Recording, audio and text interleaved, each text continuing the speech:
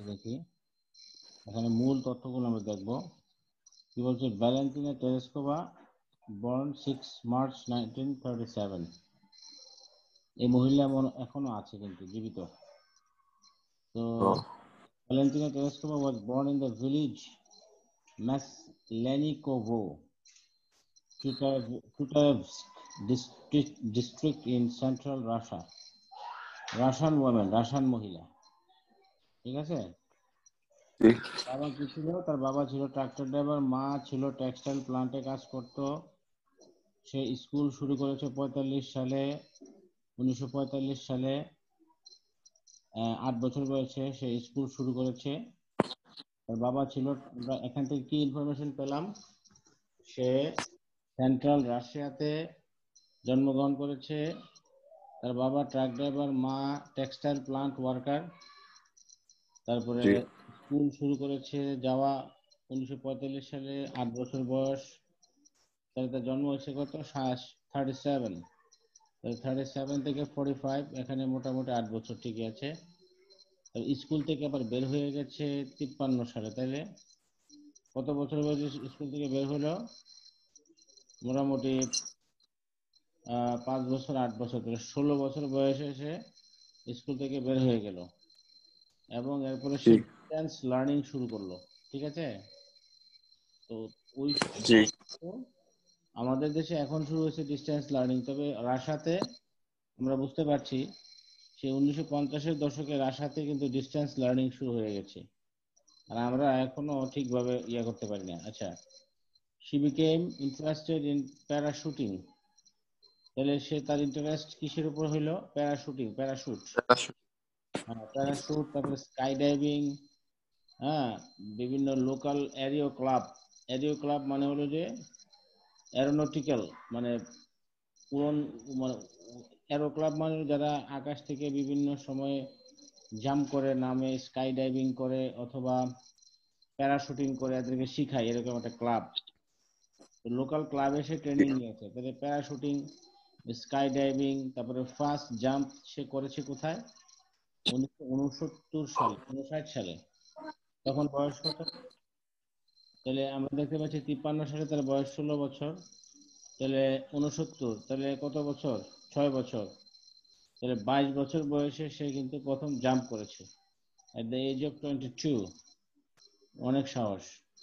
তারপরে আবার এখানে টেক্সটাইল এমপ্লয়, মানে টেক্সটাইল ওয়ার্কার হিসেবে কাজ করেছে। টেক্সটাইল ওয়ার্কার মানে হলো যে কাপড় দিয়ে তৈরি করে, সুতা কাপড় দিয়ে তৈরি করে, এইসব ফ্যাক্টরিতে আর কি। তো মানে একই সময় সে কাজও করতো, আবার এইসব জিনিস শিখতো। তারপরে সে স্কাই ডাইভিং এ খুব এক্সপার্টিস অর্জন করেছে। এক্সপার্টিস মানে দক্ষতা। এবং এই স্কাই ডাইভিং এর দক্ষতার কারণে কসমোনট অর্থ নভোচারী, যারা মহাশূন্যে যায় তাদেরকে নভোচারী বলা হয়। নভোচারী হিসেবে তাকে সিলেকশন দেওয়া হয়েছে। হ্যাঁ, তারপরে আফটার দ্য ইউরি গ্যাগারিন, যে কিনা প্রথম মানব যে কিনা স্পেসে ট্রাভেল করেছে 1961-এ।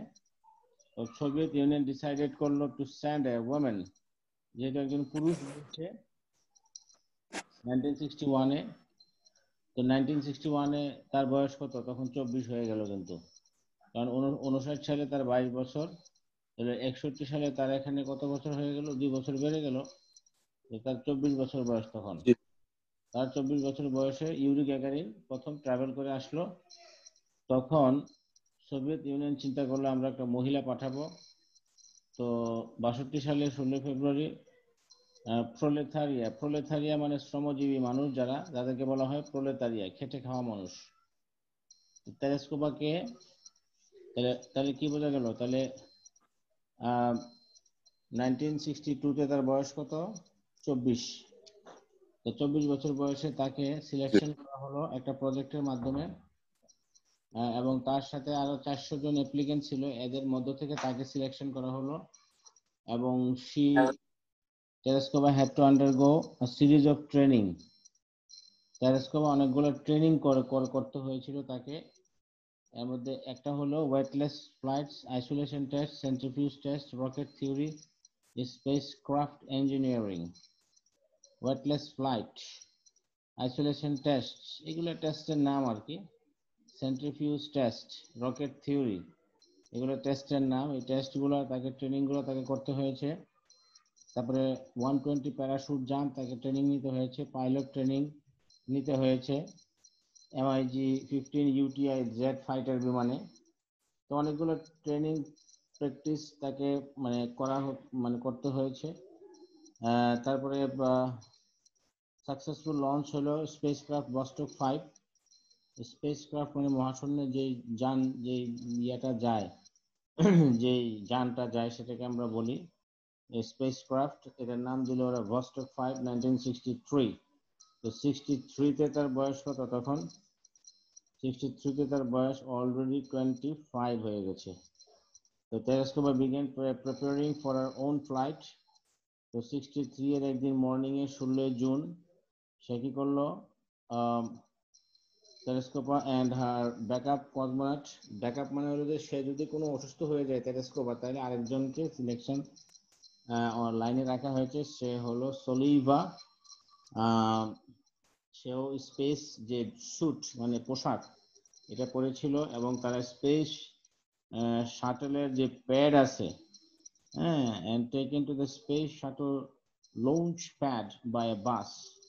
বাস দিয়ে তাদেরকে যেখান থেকে স্পেসটা শাটল করবে, লঞ্চ করবে, সে প্যাডে নিয়ে যাওয়া হলো।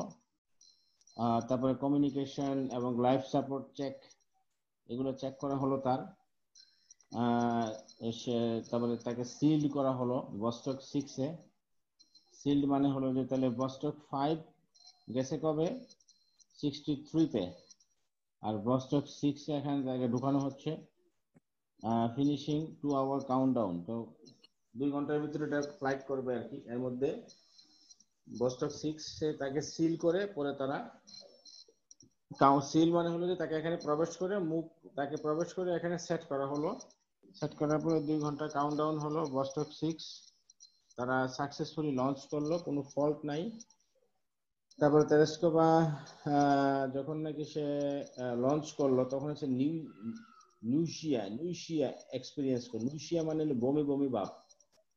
হ্যাঁ, তো যখন নাকি একটা মানুষ, আমরা যখন বায়ুস্তর থেকে অন্য বায়ুস্তরে যাব বা একটা স্পেস শাটলের ভিতরে ঢুকবো, তখন কিন্তু অন্যরকম পরিবেশ, ঠিক আছে? তো তার মধ্যে নিউশিয়া, বমি, মাথা ঘোরানো, ফিজিক্যাল ডিসকমফোর্ট শুরু হয়ে গেল। কারণ স্যার এটা কি নাউসিয়া? হ্যাঁ, এটা স্পেলিং কি হবে? নাউসিয়া?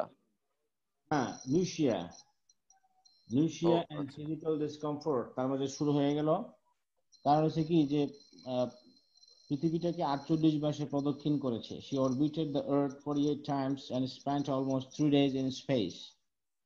তো 48 বার যদি পৃথিবী ভ্রমণ করতে থাকে একটা মানুষের, তখন তো তার বডি টেম্পারেচার, রক্তচাপ, আমাদের এই বর্তমানে আমরা এই পৃথিবীতে যে আছি, আমরা কিন্তু একটা নির্দিষ্ট একটা মানে একটা অ্যাটমসফিয়ারে বসবাস করি এখানে। যদি কোনো একটা অ্যাটমসফিয়ারিক প্রেডিকশন দেখে, তাহলে কিন্তু আমাদের অসুবিধা শুরু হয়ে যায়, তাই না?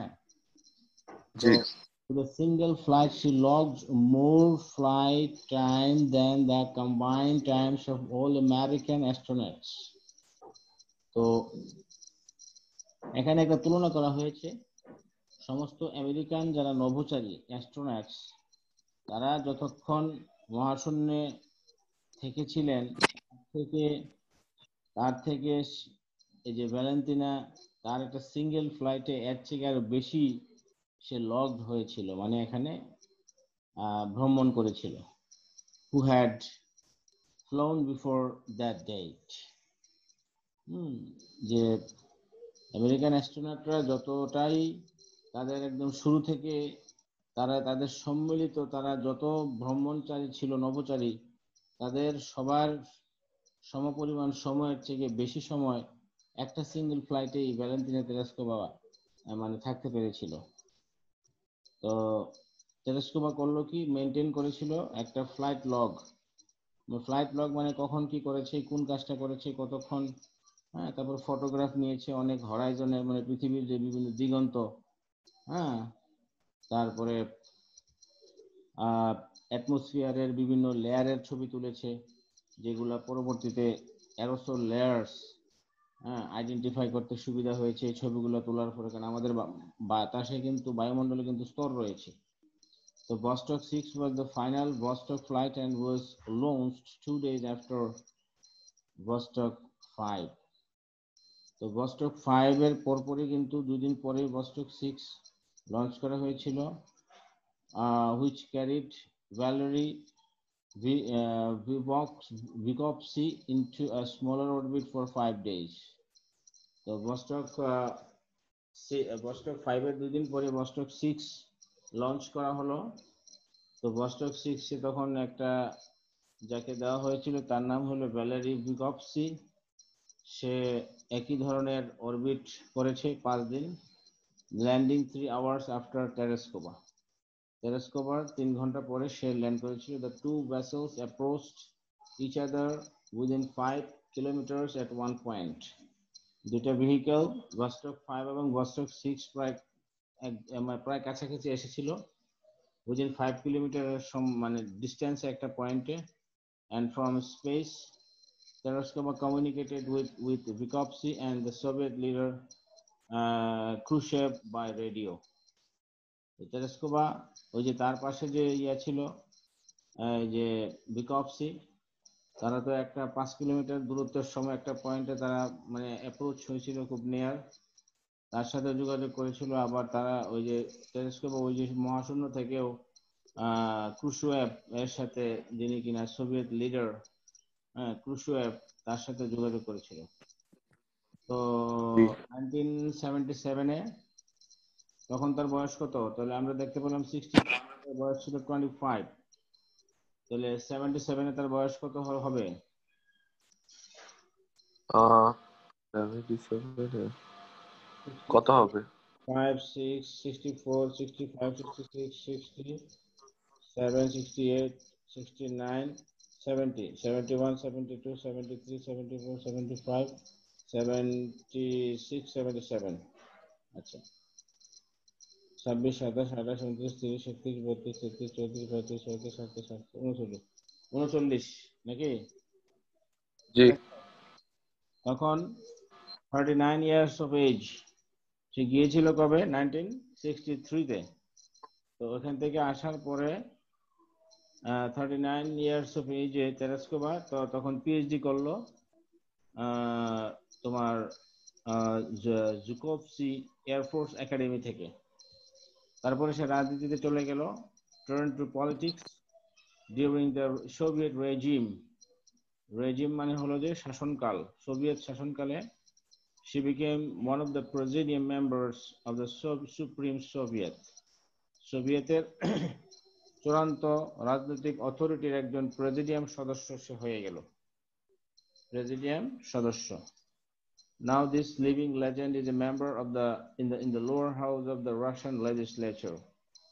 নিম্ন কক্ষে, রাশিয়ার নিম্ন কক্ষে, মানে লেজিসলেচার মানে সংসদের নিম্ন কক্ষে সে একজন মানে ল মেকার মানে হলো যে তোমার আর কি মানে এমপি, মেম্বার অফ পার্লামেন্ট। তার 70th birthday when she was invited by the Russian Prime Minister Vladimir Putin, she expressed a desire to fly to Mars even if for a one-way trip. তাহলে 70 years birthday তে তার তখন কত সাল চলে? আমরা দেখেছি 77-এ তার বয়স কত? 39। তো 39 তার বয়স 77-এ, তাহলে আর 70 বছর হতে কত বছর লাগে? 31 বছর। তাহলে তুমি 77 এর সাথে 31 যোগ করলে কত? বাইর করো, কত সালে? 77 এর সাথে 77 এর সাথে তুমি 31 যোগ করো। আচ্ছা 77, 78 এর সাথে তুমি 20 যোগ করো, 108। 98 এর সাথে 10 যোগ করো, 2008। 2008-এ ভ্লাদিমির পুতিন তখন তার 70তম জন্মদিনে, হ্যাঁ, ওই মহিলার বয়স তখন 2008-এ তার বয়স ছিল কত? 70। হ্যাঁ, 2008-এ এই মহিলার বয়স হয়ে গেল 70। তো ওই 70 ইয়ার্স অফ এজ সেটা সেটা ছিল 2008 সালে। 2008 সালে ভ্লাদিমির পুতিন তাকে দাওয়াত দিয়েছিল, তাই না? ভ্লাদিমির পুতিন তাকে দাওয়াত দিয়েছিল এবং সেখানে দাওয়াতে এসে বলেছিল যে আমি এবার মার্সে ফ্লাই করতে চাই, যদিও একবারের মতো, আর যাতে ফেরত যদি না আসতে পারে না হবে, না না এলে নেই। কিন্তু এখন কি সম্ভব? এই যে বিভিন্ন যে এইসব জায়গায় যাইতে হলে ফিজিক্যাল ফিটনেস খুব দরকার। 70 বছর মানুষ আর কি আছে। আচ্ছা, তাহলে আমরা এটা দেখলাম যে মহিলা খুব সফল, তাই না? তারপর দেখো কল্পনা চাওলা আরেকজন হচ্ছে। কল্পনা চাওলা কিন্তু ভারতীয় মহিলা। উনি কিন্তু এই যে স্পেস ভ্রমণ করেছিলেন, উনি কিন্তু বাঁচতে পারেন নাই, উনি মারা গিয়েছেন। ওনার জন্ম 1962-তে। হ্যাঁ সে কি স্পেসেই মারা গেছে? হ্যাঁ হ্যাঁ, কল্পনা চাওলা ওই যখন তোমার স্পেস থেকে আসার সময় ছোট্ট একটা মানে এত যখন নাকি স্পেস থেকে যখন নাকি এটা ঢুকে যানটা মানে ফেরত আসার সময় হ্যাঁ, তখন প্রচন্ড জি। মানে গতি থাকে। তো বায়ুমণ্ডলের একটা স্তর থেকে আরেকটা স্তরে যাইতে হলে কিন্তু এখানে প্রচন্ড চাপ, মানে সিরিয়াস রকম চাপ হয়। বায়ু স্তরগুলোর মধ্যে কিন্তু বিশাল ধরনের ফারাক। তো এই জি। বায়ু স্তরগুলোর মধ্যে যখন নাকি এটা এই মানে স্পেস ক্রাফটটা যখন মুভ করে তখন প্রচন্ড প্রেসার এবং প্রচন্ড রকম গরম হয়, কি মানে ঘর্ষণ বলের ফলে এরকম তৈরি হয়। তখন করলো কি, তাদের ইয়ার সময় এটা যখন তৈরি করেছিল তখন একটু ফল্ট ছিল কোথাও, যেন মানে ইনসুলেটর থাকে, অর্থাৎ এই যে স্পেস ক্রাফটের উপরে আছে না, উপরে বাইরে বিভিন্ন জায়গায় ইনসুলেটর থাকে। ইনসুলেটর মানে হলো যে তাপ নিরোধক একটা মানে প্রলেপ। তো কোথায় যেন জি। সামান্য একটু স্ক্র্যাচ হয়েছিল, যেখানে একটু মাইনর একদম চোখে দেখা যায় না এমন এক জায়গায় ইনসুলেটরটা একটু মানে একটু ছিল, স্ক্র্যাচ হয়েছিল। তো ওইখানে তো ব্যাপক তাপ, তো ওই সামান্য একটু স্ক্র্যাচের ভিতর দিয়ে আস্তে আস্তে আগুন লাগতে লাগতে মনে করো যে পুরোটাই জ্বলে পুরো ছারখার হয়ে গেছে। তো ওইটার ভিতরেই কল্পনা চাওলা সহ যারা ছিল তারা একদম ফ্রাই হয়ে গেছে, তাদের লাশও পাওয়া যায় নাই। এমন গতিতে নামছে, এত গতিতে যে এটা পুড়তে পুড়তে পুড়তে ছাই হয়ে পৃথিবীতে নামছে। তাহলে ও, কল্পনা, এটার কোনো অংশ মাটিতে পড়ে নাই না? একদম মাটিতে পড়ছে কিন্তু এমন পড়া পড়ছে যে এখানে ভিতরে মানুষ আর নাই। মানুষ তো আমরা তো এত তাপমাত্রা সহ্য করতে পারি না। অতি তাপমাত্রা জি। হলে তো আমরা গলে পুড়ে আমাদের হাড্ডি শুদ্ধ পুড়ে ছারখার হয়ে শেষ, তাই না? তো জি। এখানে আমরা দেখি কল্পনা চাওলা তাহলে 1962 থেকে 2003, তাইলে এখানে আচ্ছা তোমার কাছে কি মনে হয় যে 2008 সালে যদি ভ্যালেন্টিনার বয়স হয় 70 বছর, বর্তমানে তার বয়স কত হবে? 70 বছর হইলে 2008-এ 70 বছর হলে বর্তমানে তার বয়স কত হবে? 82। 83 বছর। হ্যাঁ 82 তার 82 তার বয়স চলছে, সে কিন্তু এখনো আছে এই মহিলা ভ্যালেন্টিনা ও। তাই। আচ্ছা, দেখো এখানে 2003 সালে মারা গেছে কল্পনা চাওলা, তাহলে তার কতটুকু বয়স পেল? তাহলে ধরলাম এখানে 60, 60 থেকে 40, 43, 43 থেকে দুইবার দিলে 41, মাত্র 41 বছর বয়সে কল্পনা চাওলা কিন্তু মারা গেছে, অল্প বয়সে। আচ্ছা, কল্পনা চাওলা কোথায় জন্মগ্রহণ করেছে? কার্নাল, ইন্ডিয়া। তো সে তার স্কুল শেষ করেছে একটা সেকেন্ডারি স্কুল থেকে, বাল নিকেতন কার্নালে। তারপরে ফার্স্ট ইন্ডিয়ান বর্ন ওমেন এবং second person in space from this subcontinent, যে প্রথম ভারতীয় নারী এবং দ্বিতীয় মানুষ এই আমাদের সাবকন্টিনেন্ট থেকে যে কিনা এই ধরনের একটা স্পেসে গিয়েছিল। তো সে গ্রাজুয়েশন করেছে এরোনটিক্যাল ইঞ্জিনিয়ারিং এর উপরে পাঞ্জাব ইঞ্জিনিয়ারিং কলেজ থেকে। কত সালে? 1982-তে। 82-তে সে পাঞ্জাব ইঞ্জিনিয়ারিং কলেজ থেকে সে করেছে। একটা মিনিট, একটা কল আসছে, হ্যাঁ আমি ধরতেছি। জি। আসলাম ভাই। আমি আমরা কল দিতেছি।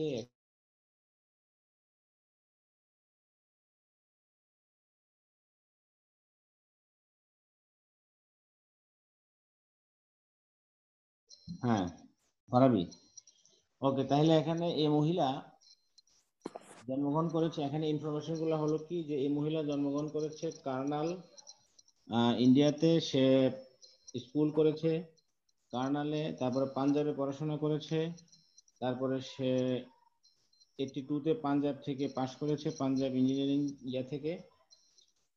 82-তে পাশ করার পরে চলে গেল আমেরিকা, তারপর ওইখান থেকে মাস্টার্স করলো। 84-এ পিএইচডি করলো। 88-এ ইউনিভার্সিটি অফ কলোরাডো, ওই স্পেস ক্রাফটের উপরেই। তারপরে সে কি করলো, 86-এ সে কি করলো, determined to become an astronaut even in the face of the Challenger disaster in 1986। তো চ্যালেঞ্জার ডিজাস্টার নামে আরেকটা স্পেস ক্রাফটের ডিজাস্টার হয়েছিল, ওইটার খবর উনি জেনেও উনি কিন্তু সাহস করে উনি বললেন যে আমি নভোচারী হব। তো উনি কি করলেন, এবং ওইটা চ্যালেঞ্জারটা ব্রোক অ্যাপার্ট, ভেঙে চুরে একদম চুরমার হয়ে গেছে 73 সেকেন্ডের ভিতরে, এটার ফ্লাইটের পরপরই, leading to the deaths of 7 crew members. ওই চ্যালেঞ্জারের 7 জন লোক মারা গেছে। চাওলা তখন করলো কি, যেহেতু সে কসমোনাট হইতে চায়, অ্যাস্ট্রোনট হইতে চায়, তখন সে নাসাতে জয়েন করলো 88-এ। তাহলে 82-তে ইন্ডিয়া থেকে ইঞ্জিনিয়ারিং করার পরে 88-এর ভিতরে 6 বছরের ভিতরে সে কিন্তু অনেক উপরে উঠে গেল, মাস্টার্স করলো, পিএইচডি করলো, তারপরে নাসাতে জয়েন করলো। তারপরে কাজ করতে করতে কি করলো, ভাইস প্রেসিডেন্ট হয়ে গেল কোন একটা ডিপার্টমেন্টে, সেটা হলো computational fluid dynamics. Computational fluid dynamics, CDF রিসার্চের একটা vertical take off and landing. মানে ভার্টিক্যাল হলে মানে একদম বরাবর উলম্ব ভাবে যদি তুমি কিভাবে মানে টেক অফ করবা এবং উলম্ব ভাবে কিভাবে ল্যান্ডিং করবা, এটার প্রসেসটা সে এই বিষয়ে সে মানে গবেষণা করতে গিয়ে সে ওটার ভাইস প্রেসিডেন্ট হয়ে গেছে। এবং 91-এ সে ইউএস সিটিজেনশিপ পাইল, এবং তখন নাসার অ্যাস্ট্রোনট হিসেবে কাজ করা শুরু করে 1995-এ। তো তাকে সিলেকশন দেওয়া হলো 1986-এ। তো she spoke the following words while traveling in the weightlessness of space. আমরা জানি যে স্পেসে আমাদের কোনো মাধ্যাকর্ষণ শক্তি থাকে না। তো তুমি ইচ্ছা করলে এক আঙ্গুল দিয়ে একটা বিশাল উহুদ পাহাড়কে পর্যন্ত তুলতে পারবা, তাই না? বিশাল ভারী জিনিসকে তুমি খুব সহজে তুলতে পারবা, তোমার জন্য খুবই সহজ হবে। তো you are just your intelligence, দেখে বলছে, কল্পনা চাওলা বলছে। হ্যাঁ, কল্পনা চাওলা বলছে যে মানুষ কি, মানুষ হলো তার ইন্টেলিজেন্স। হ্যাঁ, তো she had traveled 10.67 million miles, প্রায় 10.67 মিলিয়ন মাইল সে ভ্রমণ করেছে, এবং 252 বার পৃথিবীটা ভ্রমণ করেছে, চতুর্দিকে, পৃথিবীর চতুর্দিকে। তো তার স্পেস যে মিশনটা শুরু হয়েছিল, এটার নাম হলো STS-87। এটা 97-এ 19th নভেম্বর 97-এ শুরু হয়েছিল। তার সাথে ছিল 6 জন মেম্বার। তার যে শাটলের নাম ছিল স্পেস শাটল কলাম্বিয়া। তার প্রথম মিশনে এটা 15 দিন লাস্টিং করেছিল, 15 দিন 16 ঘন্টা 34 মিনিট 4 সেকেন্ড, এবং সে ট্রাভেল করেছে 6.5 মিলিয়ন মাইলস। ঠিক আছে। তো সে মানে তার দায়িত্বটা কি ছিল, ডেপ্লয় করা মানে স্থাপন করা, প্রতিস্থাপন করা স্পার্টান স্যাটেলাইট, একটা স্যাটেলাইট লাগানো বা প্রতিস্থাপন করা তার দায়িত্ব ছিল, হুইচ হাউএভার ম্যালফাংশনড। কিন্তু ওই যে স্পার্টান স্যাটেলাইটটা এটা কাজ করা বন্ধ করে দিয়েছিল, নেসেসিয়েটিং, এবং যার ফলে তাকে স্পেস ওয়াক করতে হয়েছিল, necessitating a spacewalk by Winston Scott and Chaco Doi, two of our fellow astronauts, to retrieve the satellite. তো যার ফলে তার দুজন যে সহযোগী উইনস্টন স্কট আর টাকো দই, তারা দুজন স্পেসে হেঁটে স্পেস ওয়াক করে তারা ওই মেশিনটাকে স্যাটেলাইটটাকে রিট্রিভ করেছিল, মানে ঠিক করেছিল, এটাকে পুনরুদ্ধার করেছিল বা এটাকে পুনরায় চালু করেছিল। তো 2000 সালে তাকে সিলেকশন করা হলো সেকেন্ড স্পেস মিশন STS 107। তাহলে 87 কিন্তু সে করেছে, STS 87 কিন্তু সে সাকসেসফুলি কমপ্লিট করেছে, তাই না? 1997 সে কমপ্লিট করেছে। ওখানে সে 15 দিন 16 ঘন্টা 34 মিনিট 4 সেকেন্ড ছিল এবং সে ভ্রমণ করতে 6.5 মাইল। এটা সফলভাবে সম্পন্ন করার পর তাকে আবার বলা হলো যে তুমি 2000 সালে বলা হলো যে তুমি ঠিক আছে, তুমি এবার STS 107 এর জন্য তুমি সিলেক্টেড স্পেস মিশন। তো এই মিশনটা বারবার ডিলে হচ্ছিল ডিউ টু স্কেডিউলিং কনফ্লিক্টস।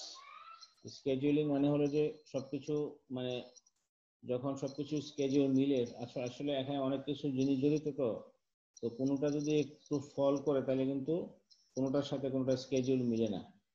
তো স্কেডিউলিং কনফ্লিক্টের কারণে ডিলে হচ্ছিল, টেকনিক্যাল প্রবলেম হচ্ছিল। তো করলো কি 2003 সালের জানুয়ারি মাসের 16 তারিখ কল্পনা চাওলা ফাইনালি এই যে নিউ মিশনটা নিয়ে 6 জন স্পেস ক্রু নিয়ে শুরু করলো এবং এটা একটা ইল ফেটেড মানে হতভাগ্য দুর্ভাগ্যজনক তার জন্য স্পেস শাটলটা কলম্বিয়া মানে হলো। She was one of the mission specialist. সে ছিল মিশনের একজন গবেষণা বা বিশেষভাবে দক্ষ। চাওলার রেসপন্সিবিলিটি কি ছিল? Microgravity experiments. মাইক্রোগ্র্যাভিটি মানে হলো যে তোমার ম্যাক্রো হলো বড় লেভেলে, মাইক্রো হলো ছোট লেভেলে কি ধরনের তোমার অভিকর্ষ ত্বরণটা কাজ করে সেটাকে সে মানে অর্থাৎ সে যেখানে যাবে, যে স্পেসে যাবে, যে ইয়াতে যাবে, ওইখানে মাইক্রো গ্র্যাভিটিটা কেমন। For which the crew conducted nearly 80 experiments studying Earth and space science. এবং এই মাইক্রোগ্র্যাভিটি এক্সপেরিমেন্ট করতে গিয়ে তারা 80টার মতো এক্সপেরিমেন্ট করেছিল। এক্সপেরিমেন্ট করে তারা দেখেছে কি আর্থ এবং স্পেসের অবস্থা, advance technology development and astronaut health and safety, এগুলোও দেখতে হয়েছে। After 16 days scientific mission in space, 16 দিনের ওখানে ওনারা সায়েন্টিফিক মিশন করেছেন, গবেষণা করেছেন। ফেব্রুয়ারি 2003-তে তো গেল কবে? 16 জানুয়ারি। তো 16 দিন এখানে থাকছে, তাহলে 16 দ্বিগুণে 32, তাহলে ফেব্রুয়ারি মাসের 2 তারিখ, ফেব্রুয়ারি মাসের শেষ হয়ে যায় 28 দিনে, তাই না? তো সেখানে আমরা দেখতে পাচ্ছি 4 দিন কমাইলে তাহলে এখানে আমাদের 1 2 3 তারিখ 1st February 2003 Columbia disintegrated over Texas during its re-entry into the Earth's atmosphere. তো 1 ফেব্রুয়ারি যখন 2003 সালের 1 ফেব্রুয়ারি যখন এই স্পেস শাটলটা যখন টেক্সাসে তার যে স্পেস শাটলে ঢুকতে ছিল তখন এটা ডিসইন্টিগ্রেট হয়ে গেল, একদম বিচ্ছিন্ন হয়ে পড়ে গেল। During its re-entry into the earth's atmosphere, আর্থের অ্যাটমসফিয়ার ঢোকার সময় এটা ডিসইন্টিগ্রেট হয়ে গেল, মানে এটা ধ্বংস হয়ে গেল, আগুন ধরে গেল বা তারা একদম বিচ্ছিন্ন হয়ে গেল। All the crew in Columbia included Chawla died in 16 minutes prior to their scheduled landing. তাদের scheduled landing এর 16 মিনিট আগে তারা মারা গেল। Investigation shows that this fatal accident happened due to a damage in one of the Columbia's wings. তো Colombia যে যানটা ছিল ওই যানটার মধ্যে কিছুটা ড্যামেজ ছিল এবং এই ড্যামেজটা কিসের জন্য ছিল? A piece of insulating foam এটা উঠে গিয়েছিল। অর্থাৎ ইনসুলেটর দিয়ে কি করে? তাপমাত্রা নিরোধক করে আর কি। তাপমাত্রা যতই হোক, এটা ধরো 1000 ডিগ্রি সেলসিয়াস সেন্টিগ্রেড তাপমাত্রা, এই ইনসুলেটর দিলে ভিতরে আর এটা যেতে পারে না, এটা তাপটা সহ্য করে। তো এই ফোমটা উঠে গেছে, ফোমটা উঠে গিয়ে তো এই ফোম উঠে যাওয়ার ফলে এই যে হিটটা গিয়ে এক্সটার্নাল ফুয়েল ট্যাঙ্কে গিয়ে লেগেছে, peeling of during the launch. তো ওই এক্সটার্নাল ফুয়েল ট্যাঙ্কের এই যে মানে ভিতরে যে ইয়াটা আছে ট্যাঙ্কের কিছুটা মানে চামড়া বা ভিতরের অংশটা পিলিং হয়ে গেছে। পিলিং মানে কি? চামড়া ছিলাইলে যেরকম, এখানে সামান্য একটু মানে উঠে গিয়েছিল। তো ওইটাই কিন্তু আবার যখন তারা রি-এন্ট্রি করে তখন তো ওই যে আর্থের অ্যাটমসফিয়ার একটা তাপমাত্রা চাপ বিভিন্ন রকম, একটা থেকে তুমি একটা যাইবা তখন তোমাকে প্রচন্ড হিট এবং প্রেসার ফিল করতে হয়। এই হিট এবং প্রেসার ফিলে সামান্য একটু ফাঁকা পেয়ে এখানে আগুন ধরে যায়। During the intense heat of রিএন্ট্রির সময় এখানে প্রচন্ড চাপ হয়। Hot gases penetrated the interior of the wing. গরম গ্যাস পেনিট্রেট মানে ছিদ্র করে ঢুকে গিয়েছিল ইন্টেরিয়র, একদম এটার যে পাখার ভিতরের ইন্টেরিয়রে ঢুকে গিয়েছে, রেস্টোরিং এর সাপোর্ট স্ট্রাকচার, এবং ভিতরে ঢুকে তাদের জন্য যে সাপোর্ট স্ট্রাকচার ছিল, তাদের বেঁচে থাকার যে অক্সিজেন বিভিন্ন জিনিসপত্র ওটার ভিতরে ঢুকে গিয়েছিল তাপমাত্রা, and causing the rest of the shuttle to break down, এবং এই ঢুকে যাওয়ার পরে তাদের শাটলটা ভেঙে চুরমার হয়ে গেল, এইভাবে তারা মারা গেল। ঠিক আছে,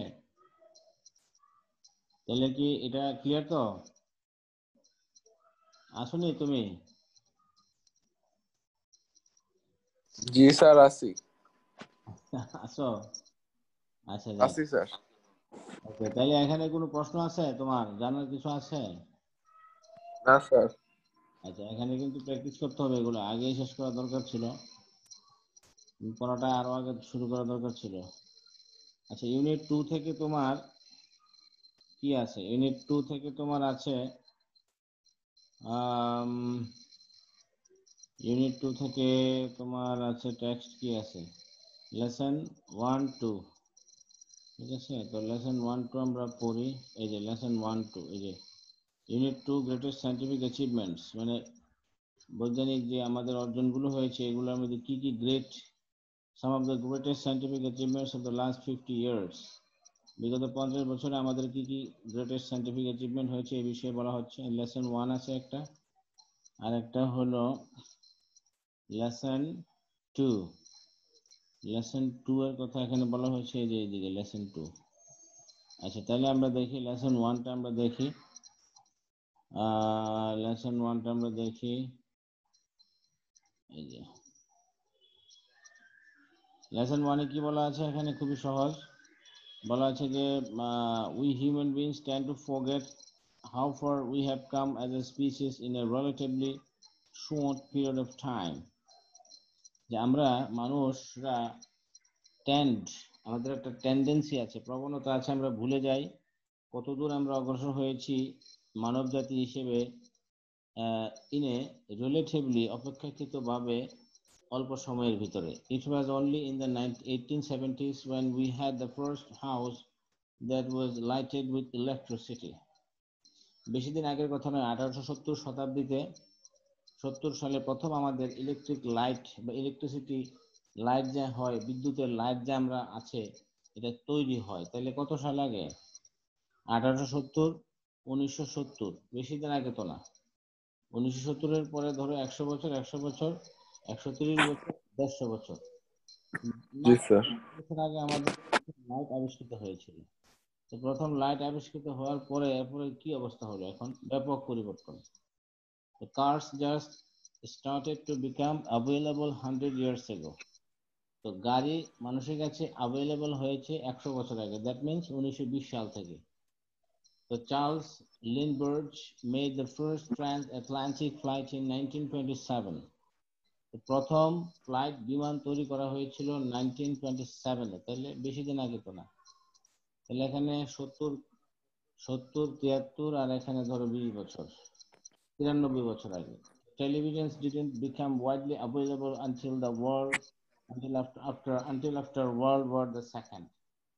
তো দ্বিতীয় বিশ্বযুদ্ধের আগ পর্যন্ত টেলিভিশন আমাদের কাছে অ্যাভেলেবল ছিল না। তো সেকেন্ড ওয়ার্ল্ড ওয়ার হচ্ছে আমাদের 1933 থেকে 1939 থেকে 1930 সম্ভবত 43 or 45। So in other words, the advances humankind has made in a relatively short period of time have been nothing short of extraordinary। তো অল্প সময়ে আমরা যা অর্জন করেছি মানব জাতি হিসেবে অ্যাডভান্স হয়েছে আমাদের, এটা অসাধারণ। Perhaps just extraordinary is how we tend to simply adapt to these incredible changes।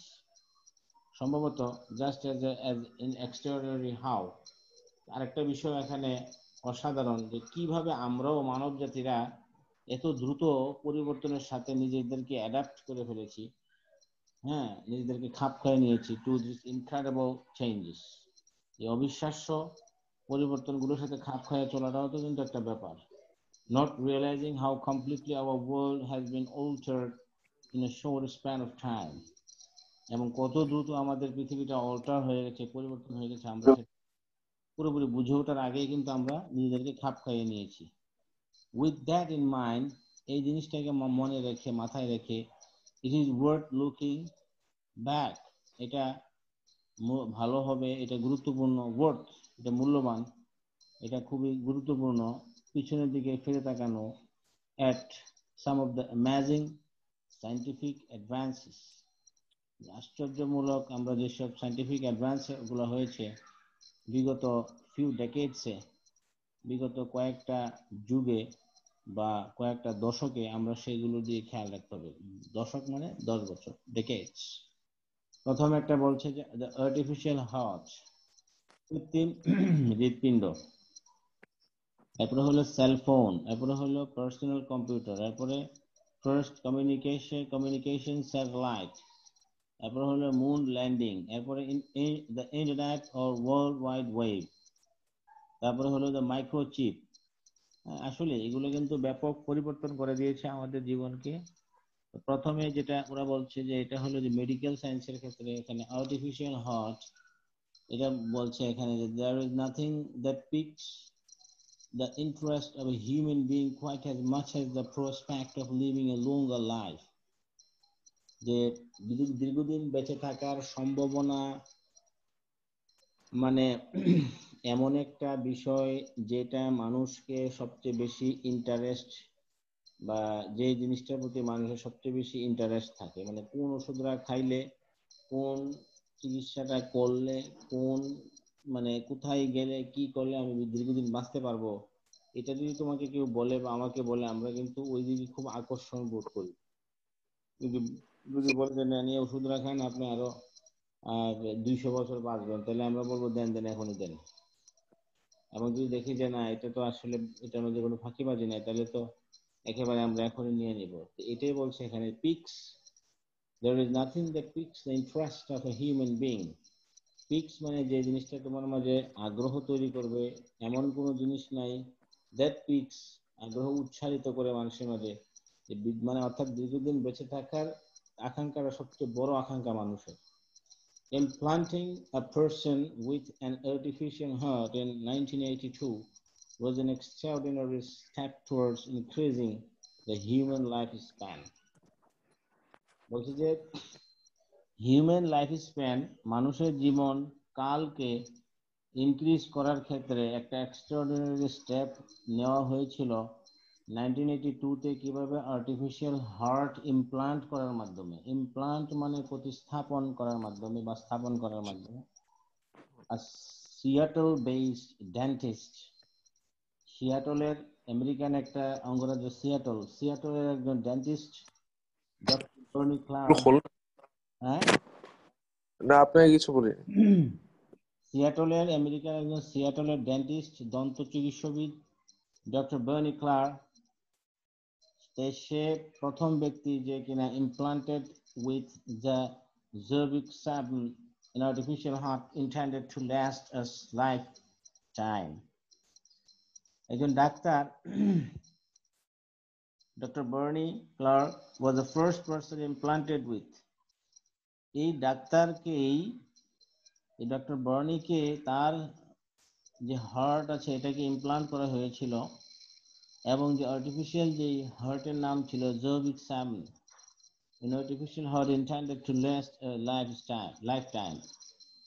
লাইফটাইমটাকে বৃদ্ধি করার ক্ষেত্রে the Zervik 7 artificial heart was designed by Robert Zervik. এই Zervik 7 artificial heart ডিজাইন করেছে রবার্ট জার্ভিক নামে একজন বিজ্ঞানী। Though the patient survived 112 days, যদিও patient মাত্র 112 দিন বেঁচে ছিল, it was a huge step towards the development of heart transplant surgery. যে 112 দিন বেঁচে থাকলেও কিন্তু এটা হার্ট ট্রান্সপ্লান্ট সার্জারির ক্ষেত্রে, প্রতিস্থাপনের ক্ষেত্রে এটা ব্যাপক মাইল ফলক। One day more advanced versions of artificial organs will likely allow us to live much longer and more productive lives. একদিন এমন আসবে যে আরো অ্যাডভান্স ভার্সন আসবে এই আর্টিফিশিয়াল অঙ্গগুলোর কৃত্রিম অর্গান যে আমরা তৈরি করছি এগুলোর অ্যাডভান্সড ভার্সন গুলো আসবে এবং সম্ভবত আমাদেরকে আরো বেশি দিন কর্মক্ষমভাবে বেশি দিন বেঁচে থাকার সুযোগ দিবে। When we get there, we'll owe a lot to Robert Zervik's artificial heart. যখন আমরা ওইদিকে যাব এটা অর্জন করতে পারবো তখন আমরা চিরকৃতজ্ঞ চিরঋণী থাকবো রবার্ট জার্ভিকের আর্টিফিশিয়াল হার্টের যে তৈরি বা যে ডিজাইন সে করেছিল। Cell phones have been around since the late 1800s. The 1800 সালের শেষের দিকে cell phone available, but phone available, কিন্তু সেল ফোনটা প্রথম অ্যাপিয়ারেন্স হয়েছে আমাদের সামনে 1990s-এ, 1990 সালে। এমনিতে ল্যান্ড ফোন ছিল, কিন্তু মোবাইল ফোনটা বা সেল ফোনটা 1990 সালের দিকে আমাদের কাছে অ্যাভেলেবল বা আমাদের সামনে এসেছে। অ্যাভেলেবল না হলেও মানে অ্যাপিয়ারেন্স হয়েছে। টুডে বাই সাম এস্টিমেটস, আজকে কিছুটা আন্দাজের মাধ্যমে বা কিছুটা গবেষণা বা আন্দাজ করার মাধ্যমে এটা বলা যায় যে মোর দেন 100 million people in Bangladesh and more than 4.6 billion people worldwide have mobile phones. আজকাল মোবাইল ফোন কার নাই? ইনফরমেশন এখানে হলো বাংলাদেশে 100 মিলিয়ন আর ওয়ার্ল্ড ওয়াইড 4.6 বিলিয়ন পিপলের কাছে কি রয়েছে? মোবাইল রয়েছে। Anything that is useful and spreads so fast has to be considered one of the greatest inventions of all time. তো যে জিনিসটা খুবই উপকারী এবং খুব দ্রুত ছড়িয়ে পড়ে, বুঝতে হবে যে এটা ইনভেনশনটা খুব গ্রেটেস্ট মানব জাতির ইতিহাসে। জাস্ট কেবল 20 বছর আগে ইন বাংলাদেশে even land difficult to obtain. বাংলাদেশে 20 বছর আগে AT&T টেলিফোন থাকাটাও ছিল একটা বিশাল একটা কঠিন ব্যাপার, লেট অ্যালোন মোবাইল ফোন। আর মোবাইল ফোনের কথা তো বাদই দিলাম। Today people from all social strata, আজকাল দেখা যাচ্ছে সমাজের সর্বস্তরের মানুষের কাছে, স্ট্রাটা মানে লেয়ার, স্তর, from street vendors to business executives, রাস্তার বিক্রেতা থেকে শুরু করে ব্যবসার উঁচু কর্মকর্তার কাছে, এক্সিকিউটিভ লাক্সারি কার্স, ব্যবসায়িক বড় কর্মকর্তার কাছেও যিনি বড় ভালো গাড়িতে চড়েন, and from villagers to urbanites, গ্রামবাসী থেকে শহরবাসী সবার কাছে এখন কি রয়েছে? একটা না সেল ফোন থাকবেই। Since May 2015, Bangladesh joined its South Asian neighbors India and Pakistan on the list of countries with 100 million or more mobile phone users. 100 মিলিয়নের যে ক্লাব মোবাইল ইউজারের বাংলাদেশ 2015 সালে জয়েন করেছে। The other countries on the list are চায়নাতে mobile phone ব্যবহার করে 1 billion, Russia, Brazil, the United States, Indonesia, Japan, Germany, the Philippines and Nigeria. এইসব দেশে পাকিস্তানে হলো 122 মিলিয়ন আর ইন্ডিয়াতে হলো 862 মিলিয়ন। এইগুলো সেলফোনের ব্যাপার। এরপরে আসো তুমি the personal computer. Today we take for granted that we have one machine that allows us to access the internet. তো আজকে আমরা দেখা যাচ্ছে যে পার্সোনাল কম্পিউটারের কথা বলি। আজকে আমরা একটা মেশিন দিয়ে ইন্টারনেটে অ্যাক্সেস করতে পারি। টেক ফর গ্রান্টেড, নিশ্চিতভাবে ডু প্রসেসিং, ওয়ার্ড প্রসেসিং মানে ওয়ার্ডের কাজ করতে পারি, মাইক্রোসফট ওয়ার্ড, ক্যালকুলেটর, টিভি দেখতে পারি, গেম খেলতে পারি, অনেক কিছু হোস্ট করতে পারি। But personal computer only became available, মানে আমাদের কাছে কনজিউমারদের কাছে, কাস্টমারের কাছে অ্যাভেলেবল হয়েছে 1974-এ। এটা কে করেছে? মাইক্রোসফট উইন্ডোজ যখন নাকি শুরু হলো 1985-এ, এবং and it's good that it was just without the prevalence of personal computer. The internet wouldn't have had nearly as big an impact as it has ever since. Internet যে আমাদের কাছে খুব বহুল প্রচলিত হচ্ছে এর প্রধান কারণটা হলো এই যে পার্সোনাল কম্পিউটার। পার্সোনাল কম্পিউটার না থাকলে এত দ্রুত ইন্টারনেট অথবা এই মাইক্রোসফট উইন্ডোজ যে তারা যে তৈরি করেছে মাইক্রোসফট, এটাও আমাদের কাছে অ্যাভেলেবল হতো না বা আমরা ব্যবহার করতাম না। এবারে বলছে যে ফার্স্ট কমিউনিকেশন স্যাটেলাইট, স্যাটেলাইটের মাধ্যমে কিভাবে কমিউনিকেশন করা যায় এটা প্রথমে শুরু হয়েছে। People on earth may take for granted today's high-tech world of cell phones. যে আজকে মানুষ সেলফোনের উপরে হাইটেক ওয়ার্ল্ডে উচ্চ প্রযুক্তির বিশ্বে মানুষ সেলফোনকে অনেক বিশ্বাস করে। GPS and satellites high above the planet that make instant communication possible. Instant communication করতে গেলে আমরা এখন জিপিএস ব্যবহার করি, স্যাটেলাইট ব্যবহার করি, অর্থাৎ ভূ উপগ্রহ মানে কেন্দ্র, অর্থাৎ মহাশূন্যে আমরা বিভিন্ন স্টেশন স্থাপন করি, বিভিন্ন স্যাটেলাইট স্থাপন করি, যেগুলোর মাধ্যমে সমস্ত বিশ্বব্যাপী আমরা কমিউনিকেশনটা আরো ভালো করতে পারি। But it all began 50 years ago with one giant space balloon. কিন্তু এটা কিন্তু 50 বছর আগে একবার শুরু হয়েছিল একটা জায়ান্ট বেলুনের মাধ্যমে, বড় ধরনের। 10 July 1962 marked the birth of satellite communications. 1962 তে প্রথম এরকম বেলুনের মাধ্যমে স্পেসে গিয়ে এরকম স্যাটেলাইট কমিউনিকেশন করার চেষ্টা করা হয়েছিল। On this day, the Telstar satellite commenced its journey into space. তখন টেলস্টার নামে একটা স্যাটেলাইট স্পেসে জার্নি শুরু করলো and became the first ever active communications satellite. এবং এটা প্রথম অ্যাক্টিভ একটা কমিউনিকেশন স্যাটেলাইট ছিল। It carried the first live transatlantic TV broadcasts. এটা প্রথম একটা লাইভ টেলিকাস্ট করেছিল ট্রান্সঅ্যাটলান্টিক টিভি ব্রডকাস্টের ক্ষেত্রে। Telstar was built by a team at Bell Telephone Laboratories in the USA.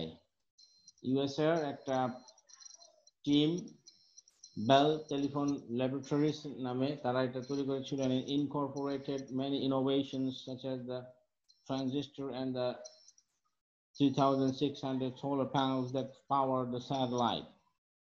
তো স্যাটেলাইটের পাওয়ার দেওয়ার জন্য তারা 3600 সোলার প্যানেল তৈরি করেছিল এবং তারা ওইখানে ইনকর্পোরেট করেছিল, একসাথে স্থাপন করেছিল অনেকগুলো ইনোভেশন, যেমন ট্রানজিস্টর এখানে ব্যবহার করেছিল। Telstar produced 14 works and relayed its first and non-public television pictures on 11 July 1962. 1962 তে Telstar তাদের 14 ওয়াটের একটা এরকম বিভিন্ন টেলিভিশন পিকচার রিলে করেছিল নন পাবলিক ক্ষেত্রে। The satellite could carry 600 voice calls. এই স্যাটেলাইটের মাধ্যমে 600 ভয়েস কল করা যেত and black and white, and one black and white TV channel from an egg-shaped orbit.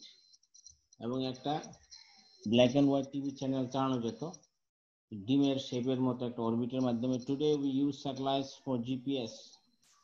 GPS আছে না, জিপিএস ট্র্যাকিং সিস্টেমের মাধ্যমে আজকাল আমরা স্যাটেলাইট ব্যবহার করি। TV, radio, weather tracking, military surveillance, space exploration and global communications.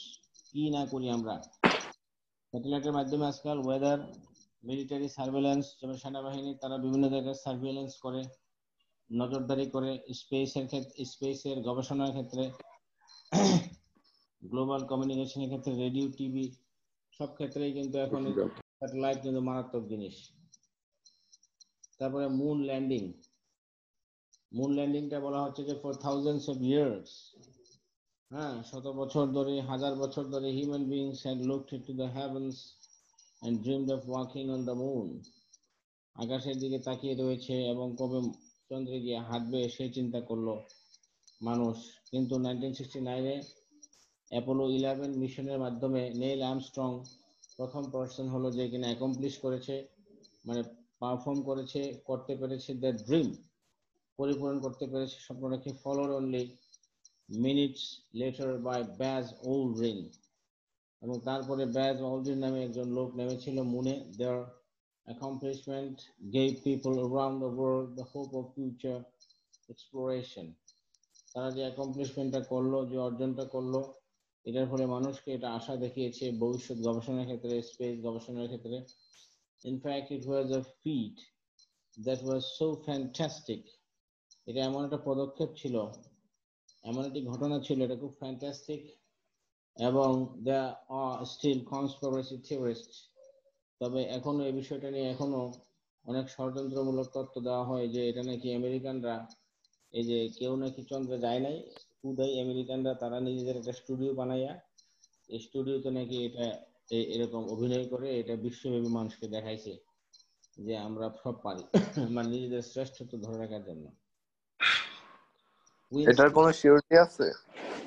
অনেকে বলে এরকম কনস্পিরেসি থিওরি আছে, আমেরিকানরা এগুলো করতেও পারে, কারণ তারা তো মানে লিডিং পর্যায়ে ধরতে গেলে অনেক মিথ্যা কথা বলে বিশ্বকে তাক দেখানোর জন্য, ইনভেস্টমেন্ট ইয়া করার জন্য। হ্যাঁ, who insist it could not be possible.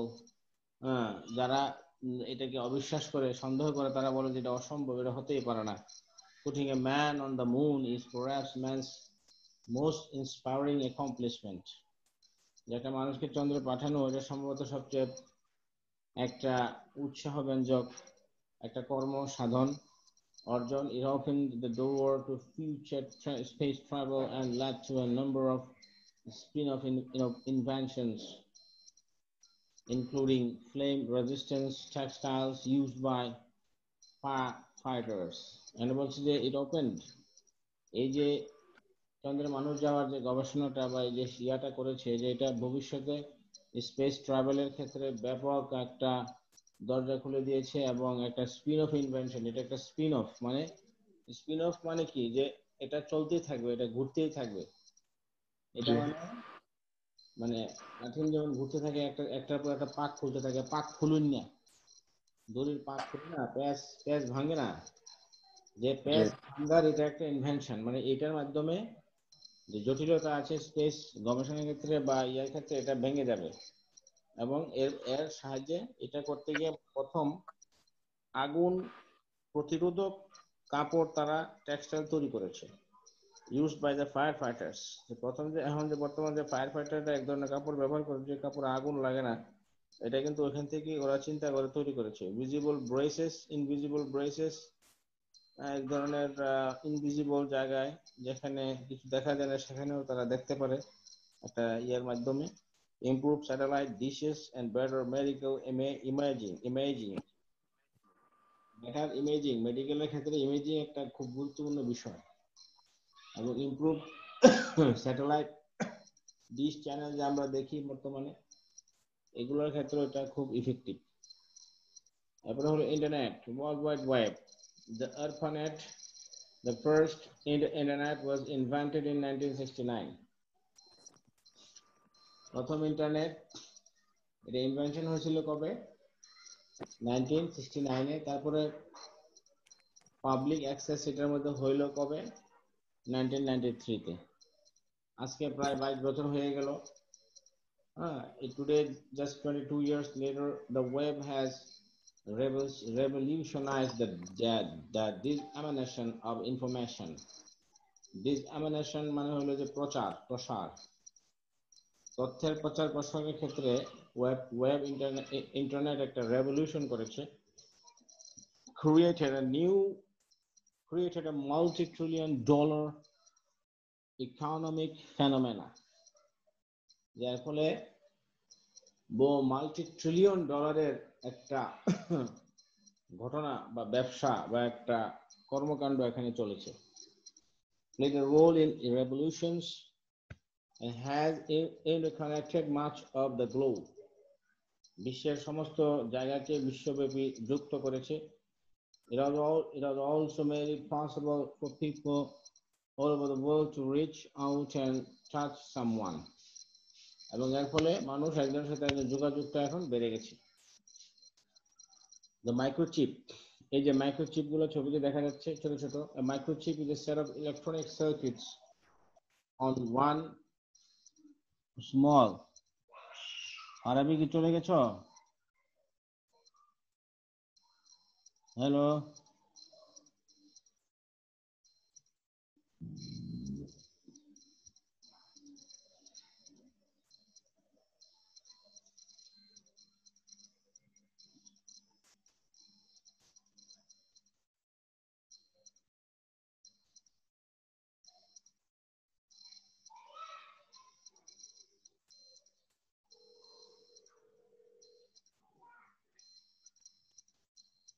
না, তুমি কি বের হয়ে গেলা?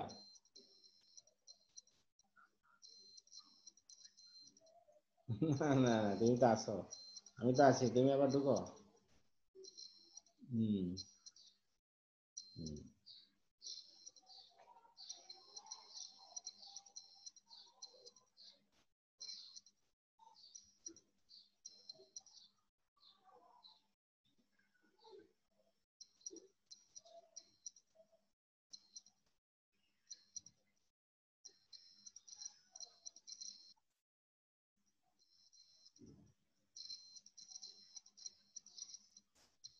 আচ্ছা, আসছো?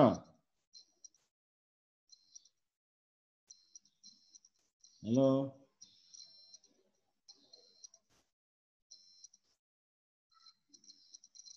আরবি আসছো?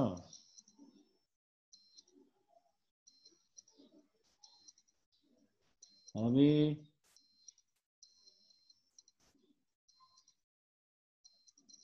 আরবি তোমার ভিডিওটা ওপেন করো।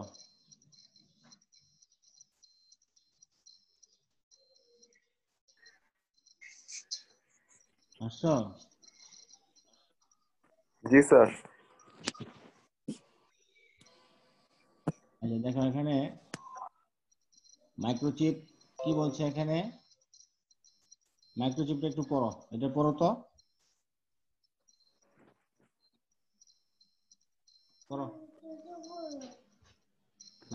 A microchip is a set of electronic circuits on small plate of এটা কি লিখছে সেমি ওয়েট আমি একটু বড় করে দেখি মোবাইলে, সেমিকন্ডাক্টর মোবাইলে, ম্যাটেরিয়াল সিলিকন জি হ্যাঁ মোবাইলে ক্লাস করতেছো? জি স্যার আচ্ছা আচ্ছা, পড়ো পড়ো পড়ো পড়ো। microchips are used virtually in all electronic equipments today and have revolutionized the world of electronics. The foreigner to the microchip wait, microchip was invented back in 1959, but it didn't really start to take off until the 1980s. Since then, incredible advances in microchips have made it possible for them to be cheaply and effectively hmm used for calculators, personal computers, pet identifications, automatic teller machines, hmm. satellites, pacemakers, cell phones, and microwave ovens, among many other products. আচ্ছা তাহলে মানে মাইক্রোচিপটা তো বুঝতে পারছো, এই যে ছবিতে দেখতে পাচ্ছ না ছোট ছোট চিপ, জি মানে এটা হলো যে সেট অফ ইলেকট্রনিক সার্কিট। জি সার্কিটের মাধ্যমে কি হয়, ইলেকট্রনিক সার্কিটে কি করে, মানে ইলেকট্রিসিটিটা পাস হয়, তো পাস হয়ে হয়ে এগুলো বিভিন্ন রকমের কাজ করে। তো আগে যে যেমন কম্পিউটার, একটা কম্পিউটার ছিল মনে করো তোমাদের, এই যে ওই যে তোমাদের সমস্ত ফ্ল্যাট যেটা আছে সবটা মিলে ছিল একটা কম্পিউটার, এত বড় চিপ ছিল মাইক্রোচিপ, মানে চিপ গুলো এত বড় ছিল, এগুলোকে ওরা ছোট করে জি আনতে আনতে এত ছোট করছে, তো এত ছোট আনার ফলে কিন্তু এখন ল্যাপটপটা ছোট হয়ে গেছে। তো এগুলো মানে অর্থাৎ মাইক্রোচিপ আসার পরেই কিন্তু আমাদের এই যে ইলেকট্রনিক্স যেই জিনিসপত্র এগুলো সাইজ ছোট হওয়া শুরু করলো, তাই না? আর না হলে এই যে ক্যালকুলেটর, পার্সোনাল কম্পিউটার, প্যাট আইডেন্টিফিকেশন, অটোমেটিক টেলার মেশিন, এই যে টাকা যে গণে, স্যাটেলাইট, পেস মেকার, মানুষের হার্টের সমস্যা হলে যে ব্যাটারি বসা একটা এটা পেস মেকার, মাইক্রোওয়েভ ওভেনস, এই যে এগুলা ক্ষেত্রে এখানে কিন্তু মাইক্রোচিপের ব্যবহার কিন্তু মারাত্মক। তাহলে আমাদের এটা চলে গেল। এরপরে হলো আমাদের আরেকটা লেসন, এটা পড়লে আমাদের মোটামুটি তোমার এই পরীক্ষার জন্য যে লেসন অন্তত শেষ হয়ে যাবে। এটা ছোট, বেশিক্ষণ লাগবে না। এটা কি বলছে যে science and technology against an old age disease, যে ওল্ড এজ ডিজিজ যে আমাদের যেটা রয়েছে সেটার ক্ষেত্রে সায়েন্স এন্ড টেকনোলজি কি ভূমিকা রয়েছে। এখানে একজন ব্যক্তির কথা বলা হচ্ছে, এখানে একটা IDRI এর একটা কথা বলা হচ্ছে। Steve Reed, who is the founder, president, and chief scientific officer of Infectious Diseases Research Institute, IDRI এর একজন চিফ সায়েন্টিফিক অফিসার হলো এই ভদ্রলোক স্টিভ রিড। IDRI একটা non profit organisation based on Seattle. এগুলো কিন্তু খুব গুরুত্বপূর্ণ তথ্য, বুঝছো?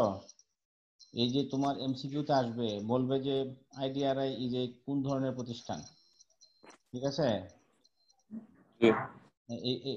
এগুলো কিন্তু তোমার ওই MCQতে কিন্তু আসবে। আমাদের এই যে পরীক্ষা কলেজে এখানে কিন্তু এই প্রশ্নটা আসছে যে IDRI ইজ এ মানে কি কি ধরনের প্রতিষ্ঠান এটা, তাই না?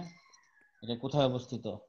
হ্যাঁ, এরকম এগুলো কিন্তু MCQ আসবে। আমি কিন্তু মানে যেটা বুঝলাম আর কি, it develops novel and advanced products for the diagnosis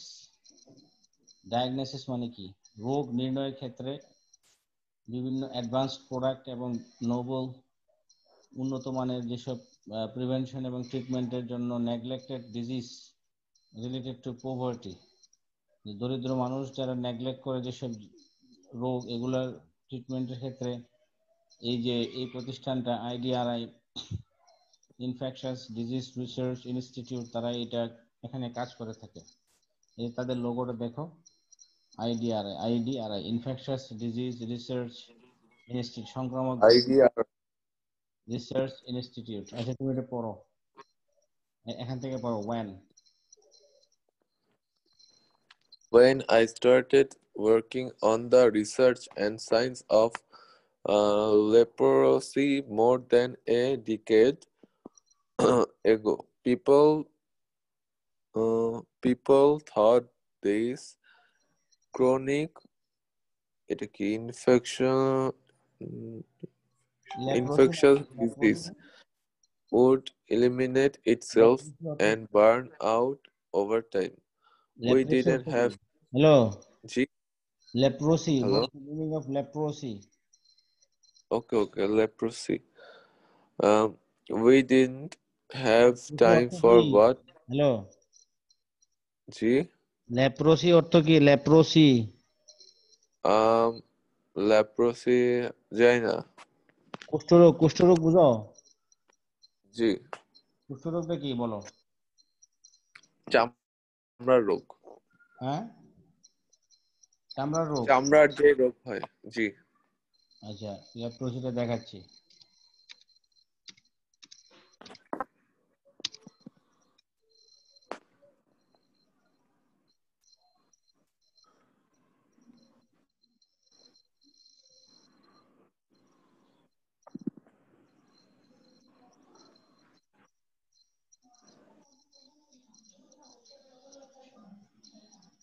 দেখা যাচ্ছে?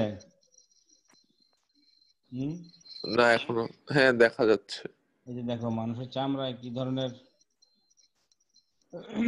ডিজিজ, এই লেপ্রোসি, কুষ্ঠরোগ হলে কিন্তু শুধু চামড়া রোগ না, এখানে কিন্তু বিভিন্ন ধরনের হাত পা বেঁকে যায়, দেখছো? হাত পা লেপ্রোসি স্টিগমা, এই যে হাত পা বেঁকে যায়, চামড়ার মধ্যে এক ধরনের একটা ইয়া হয়, এই যে বিভিন্ন ছোপ ছোপ, কুষ্ঠরোগ, জি লেপ্রোসি, সিমটমস অফ লেপ্রোসি, যে হাত পা বেঁকে যায়, যে এরকম হয়ে যায়, মানে disfigured of the organs, বডির বিভিন্ন অর্গানগুলো ডিসফিগার হয়ে যায়, স্কিনের ড্যামেজ হয় অনেকের হাতের, এরকম এই যে বিভিন্ন ধরনের, এই যে হাতে দেখছো কি হয় এগুলা, জি লেপ্রোসি, এই যে, ঠিক আছে। আচ্ছা, তারপরে আরেকটা জানি কি শব্দ দেখছিলাম, ক্রনিক, ক্রনিক অর্থ কি? ক্রনিক, কি ক্রনিক অর্থ কি? জানি না। ক্রনিক অর্থ হলো সংক্রামক। সংক্রামক অর্থ বুঝো? যেটা ছড়ায়। হ্যাঁ, সংক্রামক, ক্রনিক।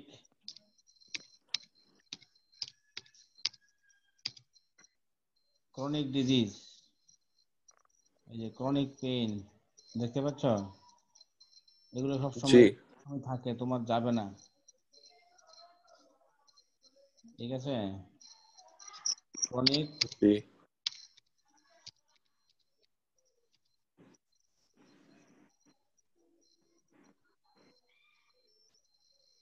এই যে chronic of an illness persisting for a long time or constantly recurring, মানে যেটা যেটা চিকিৎসা হয় না, যেটা তোমার একটা রোগ, মনে করো যে অনেকের গ্যাস্ট্রিক, অনেক দিন ধরে গ্যাস্ট্রিকের চিকিৎসা সে করতেছে না বা করে অবহেলা করে, তো একটা পর্যায়ে বয়স হয়ে গেলে এই গ্যাস্ট্রিক আর ভালো হয় না, এটা সবসময় থেকে যায়। যে রোগটা তোমার দীর্ঘদিন তোমার সাথে আছে, এটা কিন্তু তোমার দীর্ঘদিন থাকতে থাকতে এটা তোমার বন্ধু হয়ে যায়, ঠিক আছে।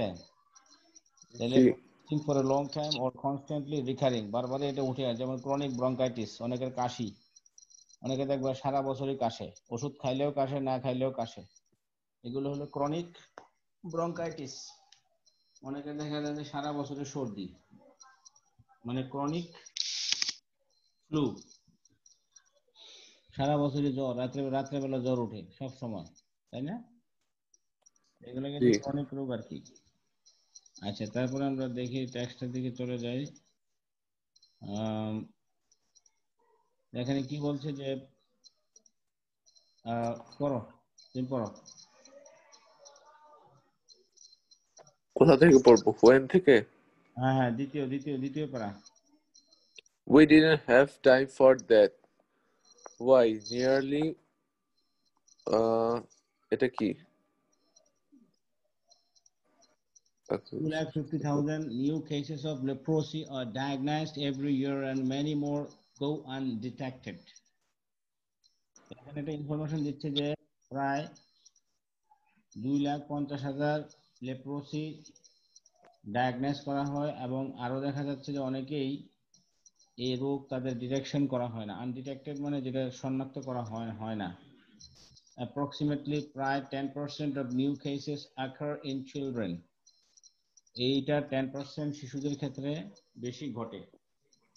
even though it's associated with biblical times, একদম বিবলিক্যাল টাইমস থেকে এটা, মানে এই রোগটা আছে, লেপ্রোসি রিমেইনস, মানে যখন যীশুখ্রিস্ট ছিলেন, তুমি কি জানো যীশুখ্রিস্ট যে অনেক এরকম কুষ্ঠ রোগীকে ভালো করে দিতেন, জানো তো?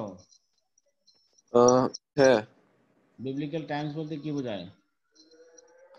অর্থাৎ যীশুখ্রিস্টের সময়, আ- বাইবেল যখন ছিল, যীশুখ্রিস্ট বাইবেল নিয়ে আসছে না, জি বিবলিক্যাল টাইমসের সময় থেকে এটা জড়িত। Leprosy remains a problem in the modern era and was reported in 130 countries worldwide. যে লেপ্রোসিটা বর্তমান যুগে একটা মারাত্মক সমস্যা, এবং 130টা দেশে এটা রয়েছে।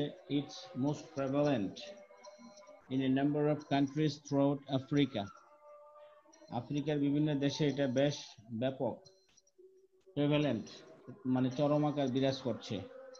এশিয়া অ্যান্ড সাউথ আমেরিকা, এশিয়াতে আছে এবং সাউথ আমেরিকাতেও আছে। Symptoms include the progressive and permanent damage to the skin. এটা কি কি সিমটম আছে?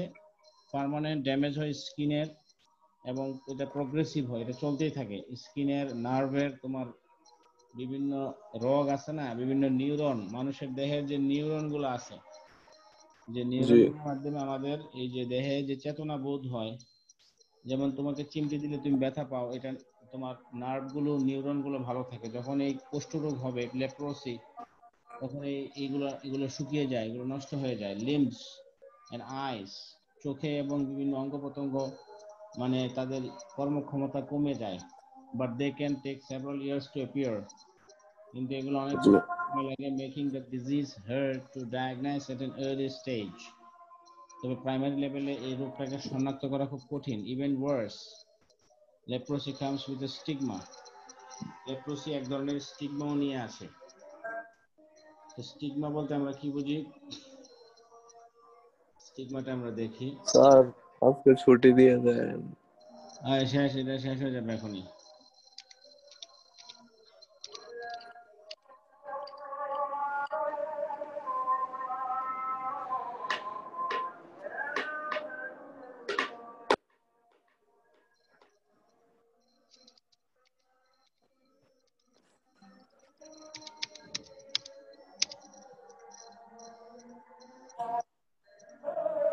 এই যে এই যে দেখছেন হাতের মধ্যে কি একটা এরকম দেখতে পাচ্ছ?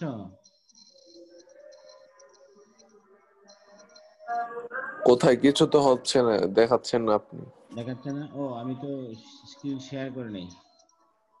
ও আচ্ছা, ঠিক আছে, তাহলে আজকে রেখে দাও, কেমন? জি স্যার। তাহলে আমরা আগামী ক্লাসে আবার দেখবো। হ্যাঁ, কালকে তুমি আবার ইয়ে করো, ক্লাস করো। জি স্যার। রেখে দিলাম।